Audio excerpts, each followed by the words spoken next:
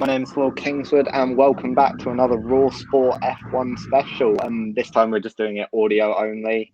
Like people didn't, or my camera wasn't working. I'm not sure Ryan's is either, but that's all fine. You can still see the tickers on the bottom, still see the little banners that we have, and you can obviously still listen to it online. And this time we're looking at the Monaco Grand Prix, a race that no one was really looking forward to and still somehow ended up disappointing us. And so there might not be that much to talk about, but I'm sure we'll be able to manage. Then we'll take a quick look over the pond at the Indy 500 that obviously took place this weekend. A good race, to be fair. One that went right down to the wire with Catherine Evers winning, overtaking Palou in the last, I think it was 2 laps, to win his record equaling fourth Indy 500. And then finally, we'll take a look at a preview of the Azerbaijan Grand Prix, a race I think most people are looking forward to. But obviously, I can't do this on my own. I've got to have a guest with me. So I'm going to introduce Rowan, first-time guest on the Raw Sport podcast. How are you, Rowan? Hey, I'm fine. It's great to be here. It's great to be contributing. Yeah, I mean, it's good to get new guests on. It's good to always have different people coming on and just getting involved. So yeah, guess we'll get started with the Monaco GP recap. I'll just run through the finishing positions because obviously I know it was a while ago. So, and especially for audio listeners, because obviously they can't see the ticker on the bottom of the screen. So in first place, you obviously have Max Verstappen. Second place, Carlos Sainz. Third, Lando Norris. Fourth, Perez. Fifth, Hamilton. Fifth, Vettel. God, you can't say Hamilton has been fifth. He did worse than that. Sixth, Gasly. Seventh, Hamilton. Eighth, Stroll. Ninth, Ocon. And 10th, Giovinazzi. So I guess we'll get started before the race, actually, with qualifying and just the general weekend general weekend. I'll come to you, Rowan, obviously. So it seemed that Mercedes were a lot slower than many of people were expecting them to, and were you surprised by that? I was quite largely surprised by the fact that a circuit that they seem to typically dominate at, and in the past few races that we've been there, they don't seem to have performed this poorly, especially for Hamilton. To see Hamilton finish the race back in 7th place, is it that was it just a bad weekend for Mercedes, or is this the start of are we starting to see that Mercedes are perhaps struggling this season? Yeah, I mean, I did actually see that. Yeah, I saw something like that on social media that Toto Wolff says when they win, it's going to be another 5 years of Mercedes domination. But when they lose, it's is this the end of the era? I think probably not. You can never really write Mercedes off. Especially as you said, considering that it seemed to only be Hamilton that was really struggling like this race. And he's not. Oh yeah, no, you go. That's all right. I was just going to say Bottas until that disastrous pit stop in qualifying. Bottas seemed to be going strong. So it's definitely only Hamilton out of the two that were really struggling this weekend. Yeah, I mean, Hamilton doesn't have the greatest record at Monaco. Obviously, he won it in 2008 with that wet drive, but he still hit the wall during that race. He still got a puncture in the swimming pool section. Obviously, he won it in 2016, but you could argue that was quite fortunate because of the issues Daniel Ricciardo had in his pit stop from intermediate to dries. And then obviously 2019, probably his best Monaco, or probably one of his of the three of his best Monaco achievements, having to hold behind Max Verstappen, where he did probably benefit from the fact that no one can really overtake at the track. So, I mean, do you think that Monaco is one of Hamilton's poorer tracks almost? Obviously, you can't say that Hamilton has poor tracks, obviously, because he's such a good driver. No. But do you think Monaco could possibly be one of them? I don't. It's really hard to say because obviously we've had ups and downs like this. I think obviously he does have his weaker tracks. because nobody is an absolute master at every single place. Oh yeah, I guess you could say it's not one of his strongest, but he's still managed to pull out spectacular results, like you said, in the past years that we've been at the track. Yeah, I mean, we can say Monaco is a bad track for Hamilton, but at least he's found success there. But another driver who really, really has struggled at Monaco, and who would have been our pole sitter if he had not crashed in Q3, Charles Leclerc. I mean, he can't catch a break at Monaco at the moment, can he? No, it's really, I think the fact is 3 did not finishes and did not start in a row at a home Grand Prix as well. You know, that's really the nail in the coffin for it. He's just not had any luck at all. No, I mean, so I'm trying to remember his first DNF for Sauber was in 2018. He hit the back of Brendan Hartley after brake failure, so obviously that's not his fault. In 2019, I think he qualified at the back with engine issues, and then he, I think, got a puncture making his way through the field in 2019, and obviously 2020 he put it on pole, but in his second flying lap he binned it at the second chicane. Do you think there was maybe do you think there was the pressure of thinking that A, I'm on pole, and B, I haven't had a good result at this track, so I need something to improve, that maybe Leclerc overthought the situation and possibly that's why he put it in the wall? I don't know. It's because the thing is, he doesn't ever seem to strike me as the type of person who overthinks these kinds of things. But at the same time, you don't know what's going on inside the driver's head.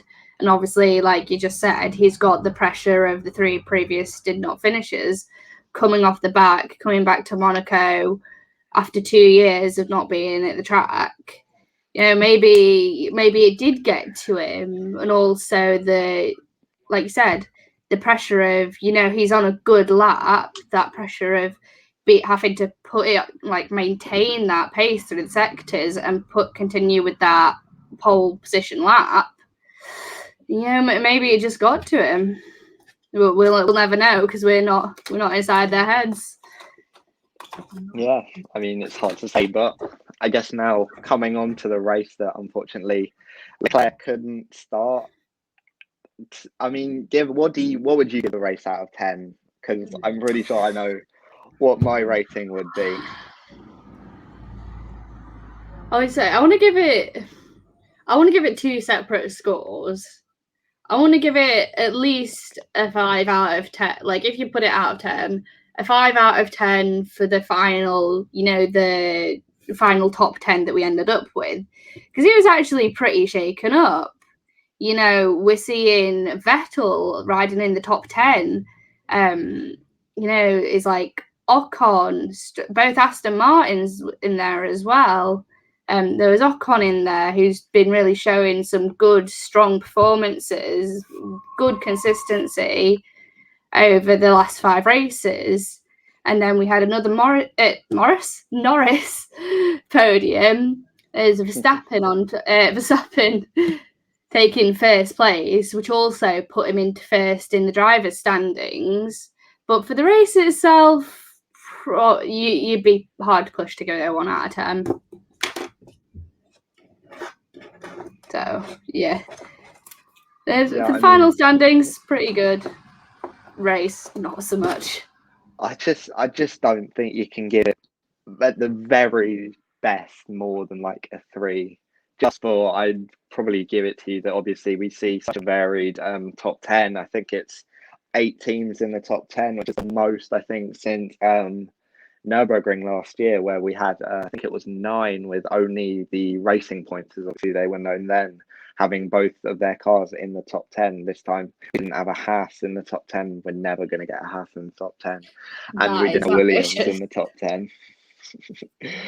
Yeah, but I see what you mean by just the variety of the top 10, but I just don't think you can get past the fact that especially in these cars, Monaco isn't a race anymore. I think it is just a procession. Would you agree with that? I definitely would, because the thing is, over the years, the cars have got faster, they've got wider, and the Monaco, obviously, because it's a street track, you can't make the circuit any wider, and so it's become you can barely get two cars abreast in some places, and obviously that results in no overtaking, so you get no action. It's just the cars have outgrown the track at this stage. Yeah, I mean, you'd hope that in 2022 with the new regulations that, especially if they get the cars are getting thinner, obviously, that it might help, but they're still as long, I think, and that might still pose like difficulties because obviously you've got to get your full car past the other car if you want to get ahead of them. That's just how overtaking works. But if you can't do that, then do you think we might see the same issues like even next year, even if we do see these regulation changes that may improve overtaking?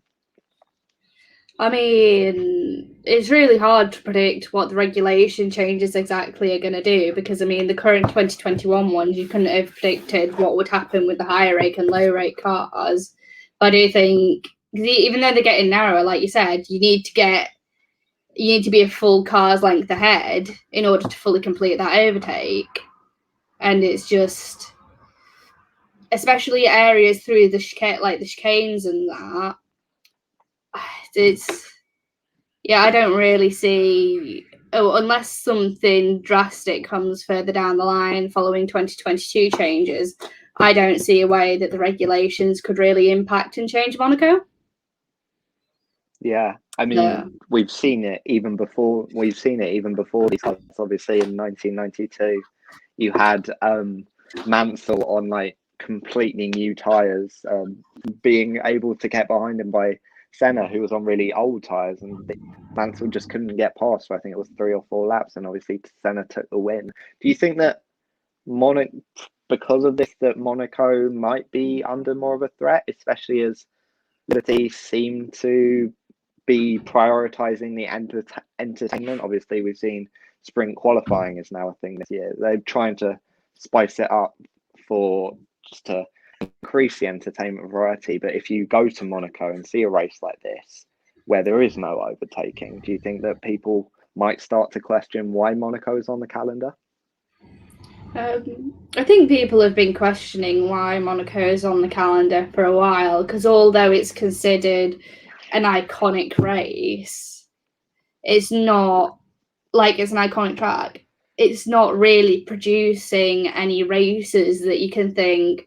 I mean, apart from certain ones from like Daniel Ricciardo and Lewis Hamilton, in recent years it has failed to produce any good races and any racing that makes you kind of sit and really want to watch it and just not tune out from it. So I think definitely the fan appetite for it as a track is decreasing. I think you could, like you said, you could say that the team's appetite for actual racing at the track more than entertainment, it's just not there anymore. And so perhaps further down the line we might see it come off the calendar. But I still do think there is, some significant investment in the track still. So it's hard to say. So, yeah. It's definitely not one that's popular with people anymore. Yeah, but I mean, guess we're talking about the racing. We might all get on to the race and we'll run through just each of the top 10 about how they did. Starting with, obviously, Max Verstappen qualified second, but I guess technically on pole, that because Leclerc didn't start. So he had a very good race, obviously. He's a very good driver. Do you think that this might, do you think this might give him quite a big boost, especially coming into the next few races, which are a variety of tracks? We've got Baku next, street circuit, we've got France, really wide, lots of runoff area, and then I think we come to Britain. I'm not got on the calendar, but do you think that this race might give him the pad he needs Yeah, I know. Maybe going anywhere at this point. Oh, But exactly. yeah, do you think this race will give him the launch pad he needs for the next few races? In terms of Verstappen maintaining that lead in the drivers' standings, I know, because obviously Hamilton and Mercedes are a definite threat. I still think they're capable of retaking that top position. But if Red Bull can do really well in Baku, there is a potential that Verstappen could, further that lead and make it more of a catching up game for Mercedes. As you know, Red Bulls, they're really strong at power tracks like Baku, and the straights could really benefit them. And if they play the race right, Monaco could really be that.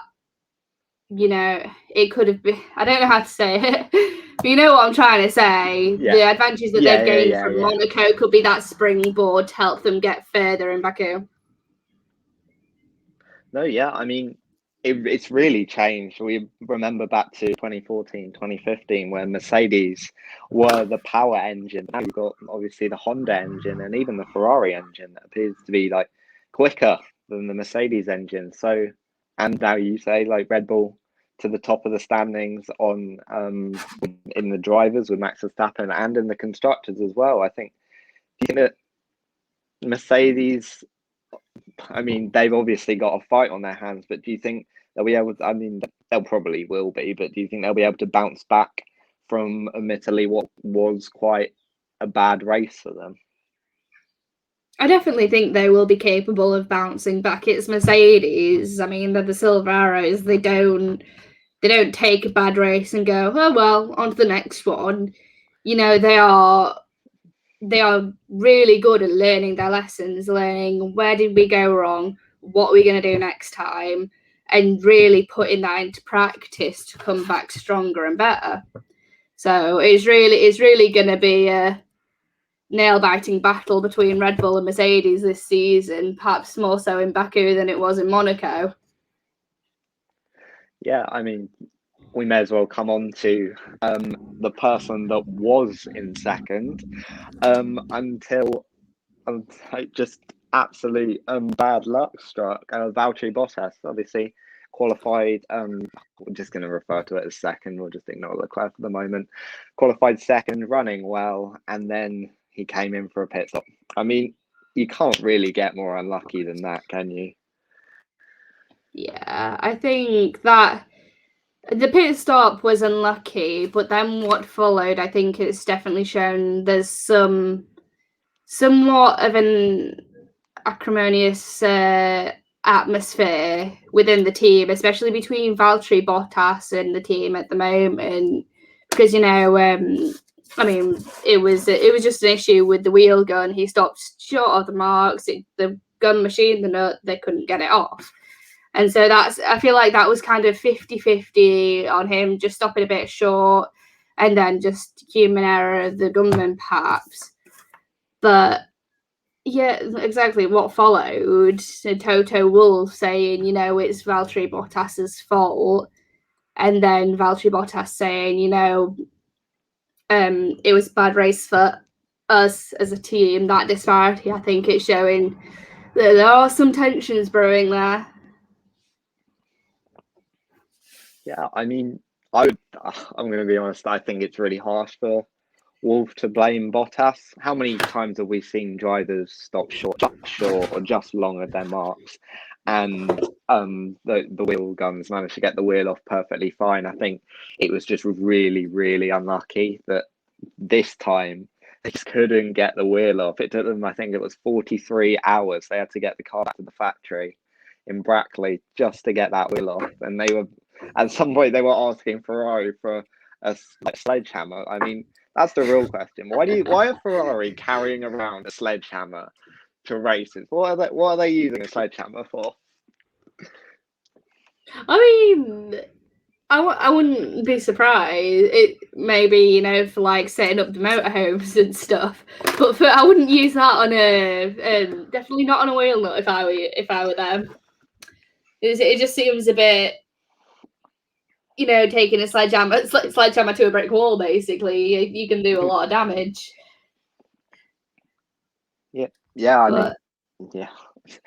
That's just one of the wonders of F1, that they're still in the 2020s carrying around sledgehammers all the time. But hey, if it works. I just think, yeah, I mean, if it works, it works, and you may as well. But it does seem that, as you said, Mercedes and Bottas's relationship is really deteriorating quite quickly. And I know there were rumors in the paddock that George Russell has already signed a 2-year deal with Mercedes next year. And I saw quite a fun thing on Instagram. It means like absolutely nothing, but it's just like all of Hamilton's teammates. So Hamilton's first teammate, Alonso, had 1 season with him. His second one, Kovalainen, it increases by 1 season. 3. Yeah. Rosberg had 4. Yeah, Rosberg had 4. And guess what number Valtteri Bottas is in? He's in 5, and he's teammate number 5. So all the stars are aligning. All the stars are aligning to get rid of Valtteri Bottas this season. But I mean, do you think it would be harsh if they did replace Bottas? Like, do you think that the treatment, maybe not the treatment, but what Wolff is saying in the media is really fair on Bottas at the moment? I don't think it's fair. I don't know whether you saw the most recent video of the team bosses on the F1 YouTube. He set the internet alight with the question, when he was asked the question, if you had a third driver to the team, who would it be? And he said George Russell. I think whether it's, like I said, because of the tension in the relationship, whether it's a bit of mind games or I don't know. I definitely don't think they're being fair, but I do think perhaps Bottas's time with the team is coming to an end very, very shortly. And I think I would agree with you. Go. Yeah, it's just you remember the team orders, was move out the way to let Lewis Hamilton through. It didn't exactly follow team orders. Again, it's just showing that there's not that harmonious relationship. And perhaps it would be better for him to move on. Just move somewhere else. Like Vettel with Ferrari, they didn't seem to really treat him that well. And perhaps the move to Aston Martin, while it's not resulted in the success that he wants, personally, he just does seem to be a bit happier. So might see the same if we see a Bottas move from Mercedes. Yeah, I mean, we'll come on to Vettel later, but obviously it remains to be seen what happens with Mercedes, and they don't seem to be the team that would do a mid-season switch, as Bottas mentioned. There's only really one team that does that, but there is also another team that's quite ruthless with their drivers, and their driver. Yeah, I know. That was quite a good comment. But there is one team that's also quite ruthless, and their driver finished in second, Carlos Sainz. What a result for Ferrari. Sainz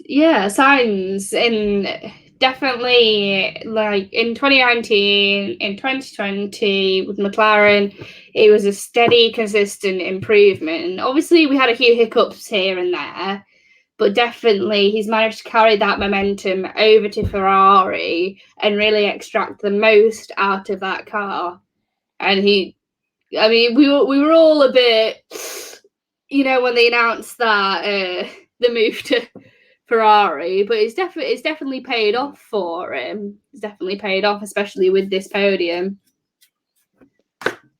Yeah, I mean, we'll talk about Ferrari as a whole, I guess. They were really strong this weekend. They seem to have the car all up in the low speed corners. And I mean, if you look forward to some of the races we're going to see this season, maybe Hungary, Singapore, do you think they could really throw a spanner in the works of Red Bull, and especially Mercedes, if they're looking a bit slower on these low speed tracks? Do you think that Ferrari could maybe derail some of the challenges that Mercedes might have to Red Bull tracks like the Hungaroring and in Singapore?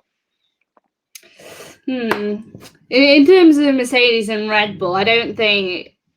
I mean, you can just watch from the media interviews that Red Bull and Mercedes don't really consider Ferrari as a threat, and rightfully so, because Ferrari, I mean, they've made leaps and bounds from the team that was failing to get into Q2 last year, but I don't think they've quite made that leap where they're up riding with the big dogs yet. They're definitely front of the midfield and really in competition with McLaren, as we've seen. But in terms of like Mercedes and Red Bull, I think they can rest easy if they think about Ferrari. McLaren, on the other hand, perhaps not so much. I mean, I guess we'll come on to McLaren. You can sort of pair them at the moment. Just Ferrari and McLaren are so close in the standings as well. McLaren on 80 points, Ferrari on 78, so just 2 points between the two teams. I mean, and then we saw Lando Norris, the bromance on the podium. Always so wholesome. You do like to see it, especially after they've been teammates for, like, I think it was last year and maybe the year before. I can't remember, it was so long ago. But they seem to get on so well, and it's really nice to see. I mean, just the two of them together on the podium. Yeah, definitely that post race interview. I think everyone liked that.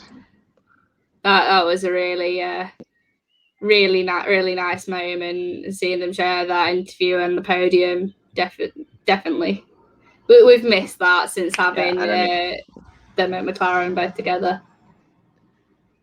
Yeah, it was always good to see. And I mean, depending on how the season goes, you might see it again. I mean, what I might do is group the next 4 drivers together. So Perez, Vettel, Gasly, and Hamilton in that order, and just talk about the only good bit of the race, which was the pit stop drama. I mean, we saw Hamilton pit first, trying to jump Gasly. That didn't happen. Then Vettel pitted after them, jumped them both.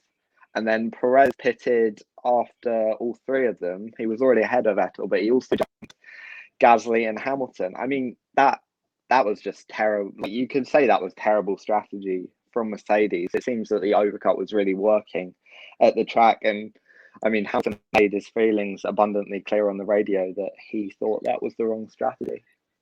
Yeah, I mean, I think we could debate for hours over whether Mercedes made the right strategy call or not. I definitely think they dropped the ball with the Monaco strategy. It didn't seem to have as much.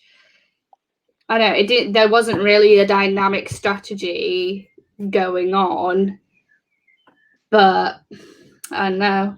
I mean, Monaco, as we've seen, it's not a place where you've got overtaking. You are relying largely on your strategists and having a good pit stop strategy to move up those positions. And Mercedes obviously didn't. Whether they properly dropped the ball or whether it was a slip up, could be debated. But definitely, it wasn't the right call on their side. No, we can obviously see that. And then I guess we'll come to Vettel and Gasly, or Vettel especially. That was close out the pit stop. You looked like they were fighting their way up the hill, and then Lance Stroll. I mean, just why did we go to Lance Stroll?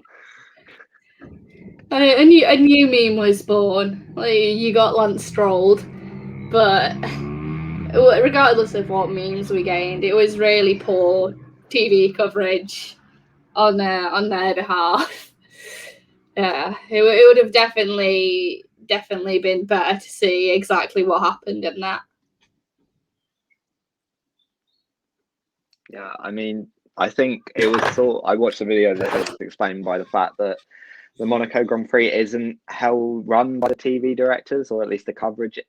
Yeah, the coverage isn't run by the TV directors. And I mean, we saw it throughout the weekend, really. The timings weren't really working in qualifying. We were seeing timings for drivers that had just finished their lap as opposed to just starting it.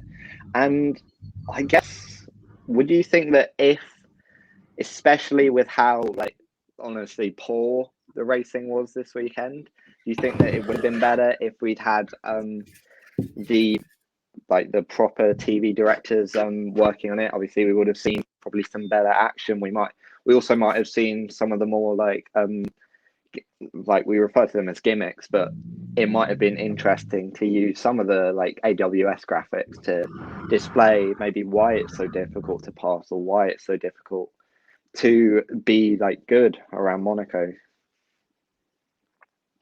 Yeah, I mean, I think you're totally right. Definitely, we could always say, if this had happened, would it be better? And it might have been, but we'll never know, because we got the disaster that was the 2021 Monaco Grand Prix. Yeah. I mean, what we'll do is we'll now focus on some of the other drivers that are sort of fighting for position, and I'll read out the driver standings. Obviously, if you're watching this, you can see it at the bottom. So we now have Verstappen in first time he's ever led the Drivers' Championship on 105, Hamilton on 101, Norris in third on 56, Bottas not in third, in fourth on 47, Perez in fifth on 44, Leclerc in sixth on 40. Sainz with 38, Ricciardo with 24, Gasly with 16, and Ocon with 12. So I guess the next driver that we haven't really spoken about in terms of those top 10 is Sergio Perez, who, I mean, had quite an anonymous race, but you would say he probably should be fighting with Sainz and Norris, and he still seems to be getting to grips with that car. Do you think that like... Why do you think that is? I mean, we've always seen the second Red Bull driver's seat is cursed, but you'd think that with Perez, especially having like 10 years worth of experience now, he would get to grips with it a bit quicker. Definitely, I think everyone, coming into this new season, following the closure of the last silly season, and we've got our lineup of Max Verstappen and Sergio Perez. We really thought that Perez is going to be that one that Red Bull needs to be up and fighting, and because that's what they need. The team needs. They need both drivers really up at the front and fighting and pushing to get that lead definitely in the constructors, and putting that pressure on Mercedes. They need both of them. However, we've seen so far that Perez is not. I don't want to say it's a weak performance, because it isn't by any means, but it's not what would be expected of someone of that caliber, of that experience in a Red Bull. And perhaps this weekend it could be an anomalous result, or could we perhaps see, he's really finally settled into that car, and he's extracting what he needs from it and continuing that into the rest of the season. We'll see. Time will tell, but definitely we can. We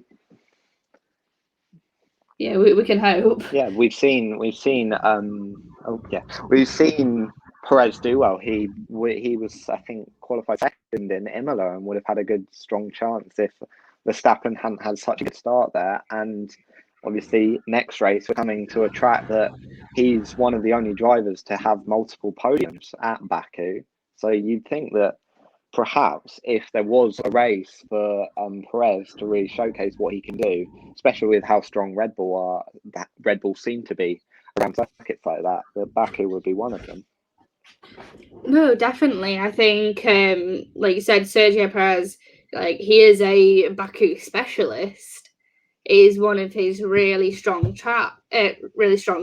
So could we be seeing him helping Red Bull to close that gap on Mercedes and close that gap between him and the top three of Verstappen, Bottas, and Hamilton? Top 3, 4, Lando Norris third. Sorry. Definitely, it could really present that chance that Red Bull needs to have both drivers really on that charge. Yeah, and I mean, another driver who's done quite well at Baku in the past, and we're about to talk about, is Daniel Ricciardo, who, let's be honest, had a really, really tough race at Monaco, and is another that seems to sort of still be struggling to get to grips with his new team and his new car. Yeah, I mean, there have been several discussions, online and in media interviews, what is the issue that Ricciardo is facing at the moment with the MCL 35M? Because it just seems uncharacteristically slow for him and how he's adapting to that car.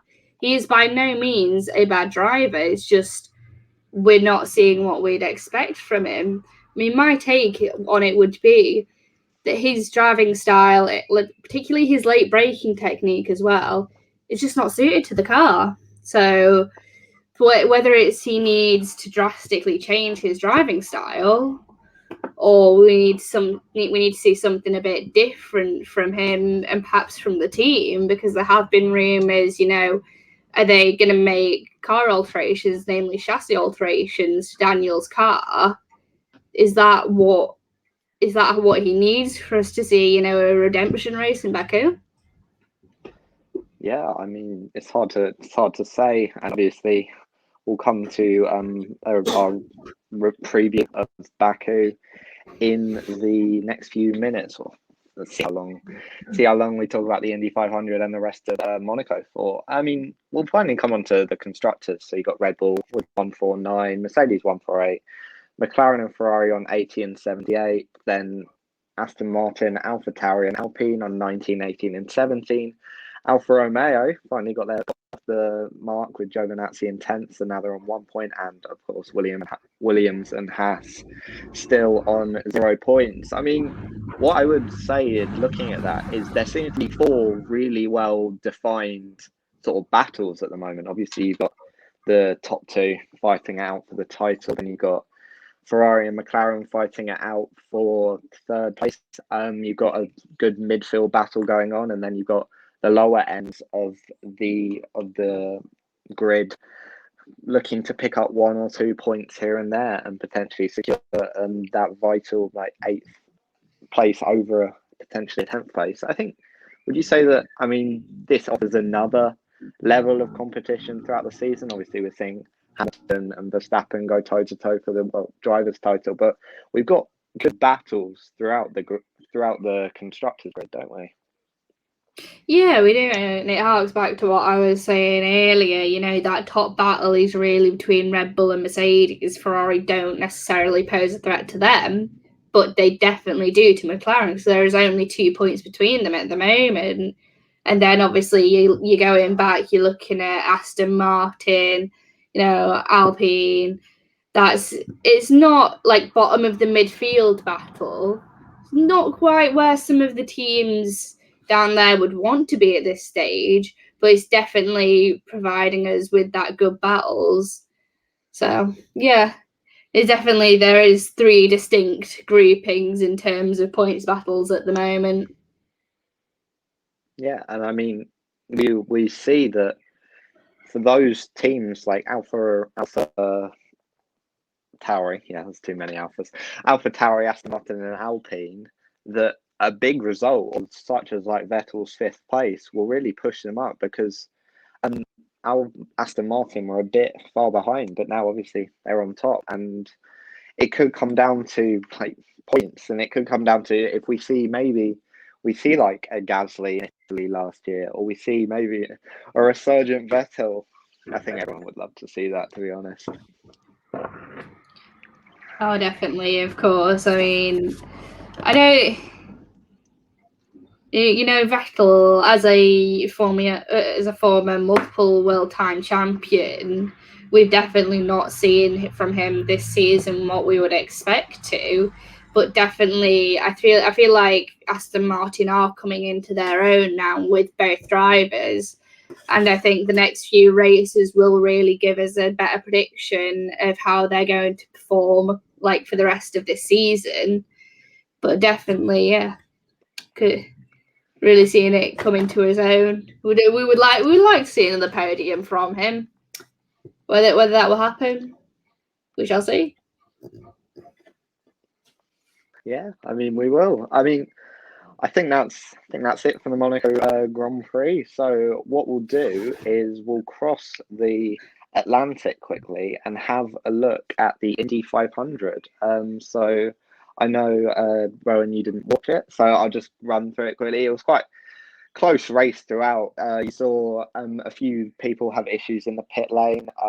Stefan Wilson, I think it was Stefan Wilson spinning in the pit lane and really ruining a few drivers' races. So Dixon and Alexander Rossi had to come in to get more fuel, and their races were ruined. And then it was really close right up until the end when Helio Castro Neves overtook Alex Palou to win it in the final 2 laps to get a record equaling 4th race win. I mean, the fact that only 4 is record equal, like the record equaling is only 4, I think, wouldn't you agree? It shows that Indy is such a different game, especially Indy on oval circuit, than F1. It's more meritocratic. You're going to see drivers that wouldn't normally, like, if you're at the back of the grid on the F1 grid, you wouldn't normally have a chance of winning.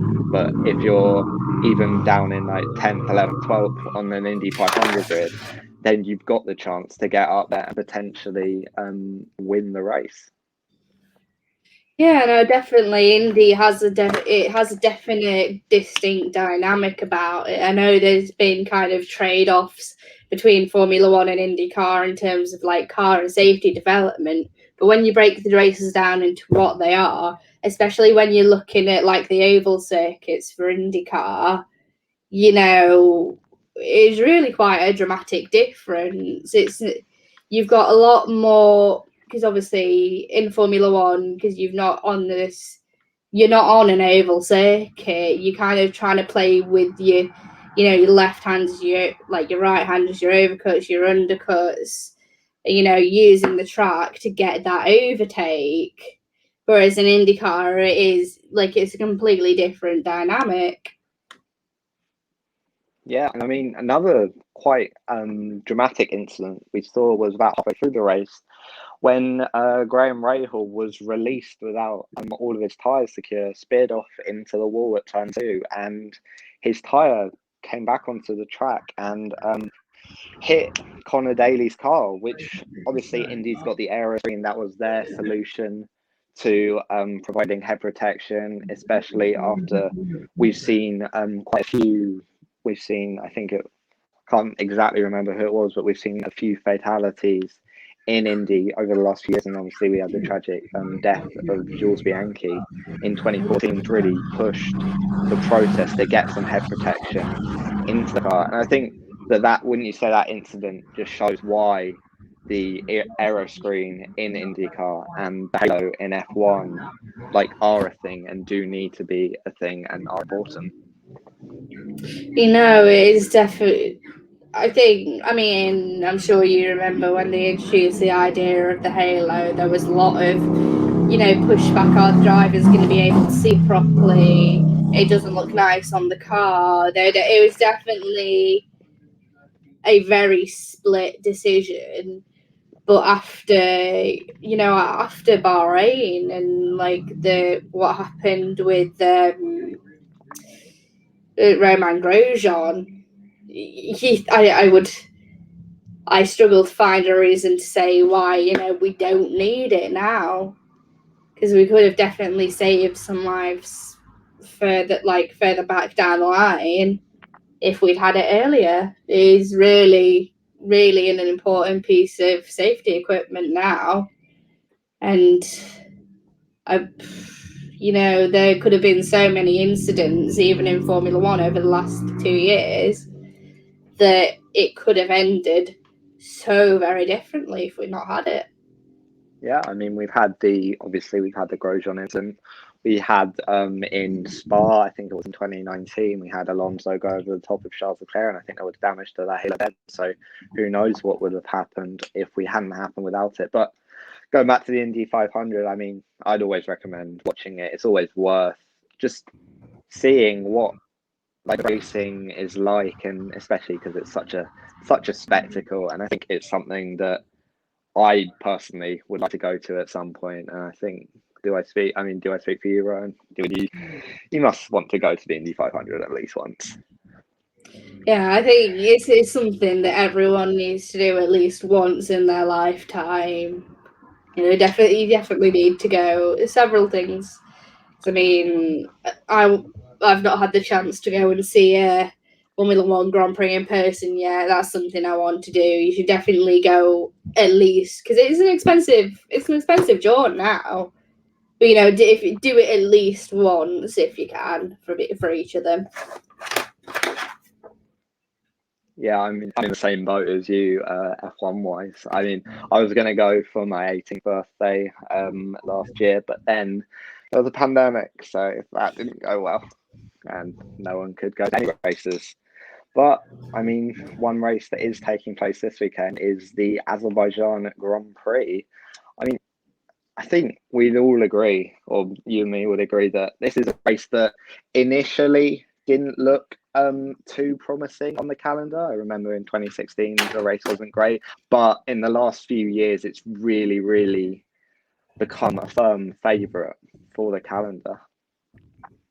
Yeah, no, you're completely correct. When it was introduced into the calendar, it didn't seem to produce that much of an exciting race. People didn't seem to be too enthused about it. But definitely some of the races it's produced subsequently have really shown it deserves its place here. It is an interesting track. You have your long straights, coming along the shoreline. And then you've got, your really narrow sections that force the drivers to really, think about what they're doing in those sections. It produces some really exciting racing. Yeah, and I mean, what we've seen this season, Liberty seem quite eager to throw out safety cars to spice the race up a bit. And I think that is if you get a safety car at Baku, you're going to get absolute carnage down into turn one. You're going to get 4 drivers at some points 4 wide just because it's such a wide track. It's a straight track, but it's almost the opposite of Monaco, I think. Yeah, it definitely holds its own at the top as one of the best street tracks in the calendar in recent years. It's kind of interesting how you can go from, you've got two street tracks, but you can go from one where people are like, no, this is not producing the racing that we want, with something like Baku is really producing some exciting racing, some, as you've said, in certain cases, some carnage. Yeah, I'm really looking forward to it personally, and I do think, especially because the Hamilton-Verstappen rivalry keeps rumbling on, we've seen title contenders come to blows in oh god, what year was it? 2017, 18 when Vettel hit Hamilton. I should know. I want to say 2017, but time all blurs into one following this pandemic. My gut says 2017, but I'm not sure. My thing is, I just can't remember the race in 2019. I'm not I know we had a race there, but I can't remember anything about it. It was 2017. We're right. Yeah, because then 18 was Bottas getting a puncture, which I remember. Yeah, I remember that one. But then I just can't remember this last time. But I can't remember what happened in 19. Did anything happen? 2019, Leclerc ended up in the wall at Old Castle. It gave us the glorious "I am stupid" meme. What's that? Oh god, time since this has all happened, time has suddenly been meaningless. 2020 was both 50 years and 5 weeks. It's ridiculous. So yeah, no, that was Leclerc's Q2 crash out that resulted in him in the wall.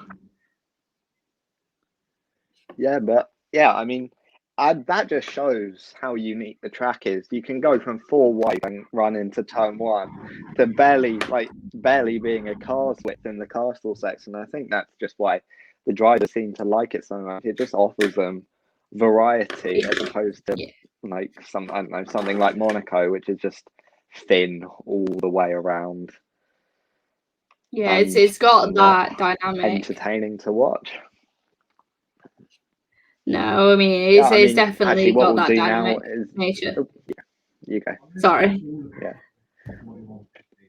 No, that's fine. I think it's a bit lagged, So what we'll do now is, I think we'll do a top 3 prediction, because why not? And I'm making new rule because I run this show and I can.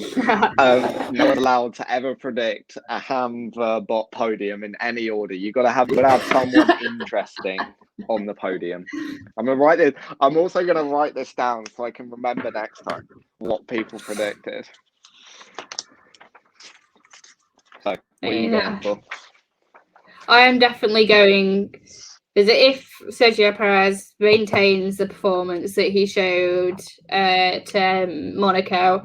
I'm definitely thinking that we could see Sergio Perez closing that gap and ending up on the podium, perhaps. Oh, what position on the podium? I'm not going to predict, but definitely a Sergio Perez podium. No, you got to give me an order. I'm not having this. Got to give me an order. We'll go Sergio Perez in 3rd. We'll go that for sure. Okay. Max Verstappen. Whether he, I think it's going to be. It could be a double podium for Red Bull. We'll see. But perhaps I think 2-3 Verstappen Perez, perhaps, and it will. Oh, who could we see? I definitely think that Mercedes are going to take back that, you know, what they lost in Monaco. But will it be enough to put Hamilton on the podium again? So, yeah, I'm going to go Hamilton, Verstappen, Perez. Okay. So I think I'm going to agree with you, Hamilton win, because I think what we always see after Hamilton has had a bad race, he's always seemed to come back. I mean, it was quite a fun statistic. It's like every time Sainz has been on the podium, Hamilton's finished 7th, and then like the race after he dominated and won. So I never noticed that until they pointed it. I'm gonna back past and say Hamilton 1st. 2nd.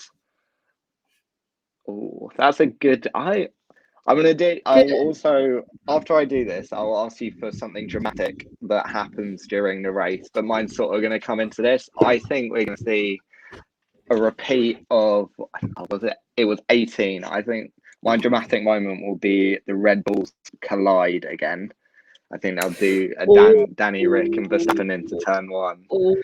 And because of that, I'm gonna go for Hamilton, then I think Bottas, and then I will put Norris on the podium, because I think that McLaren is probably better over faster tracks than the Ferrari, and Norris does seem to be the best of the midfield at the moment. So actually, I would have to say I agree Norris with you. I definitely say I have to agree Norris with you. with the Red Bulls colliding. Right, what do you put as your dramatic moment? My dramatic moment is, like you say, if we get a safety car, I definitely see something happening into turn 1, if not turn 2. So you really, yeah. So, like I said, a safety car could introduce all sorts of changes up and down. And like you said, there could be that collision with the Red Bulls. Could it happen under a safety car? Quite possibly. But what's been saying, I think what I'm going to go with is Hamilton and Verstappen collide. So, because definitely it's been, we're seeing some very aggressive tactics from Verstappen so far this season. We saw at Imola, his start in 2nd gear, it was really, really close coming into that first corner. So could we see something like that again, where Verstappen's aggression, or Hamilton's, sometimes he can be not so willing to back off.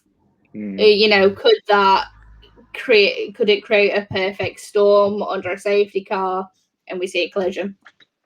No, yeah, I think that definitely could happen, especially because Hamilton needs to bounce back. I mean, he's only 4 points behind, but just the psychological factor of being behind as opposed to being out front, first time since or it would have been Austria, would have been like 2020, the first time since after like 5 races that he's not been ahead probably since 2017, 18. So I guess you're covering your bases. You're going either the podiums, Hamilton, so either you get the podium right or the dramatic moment potentially correct.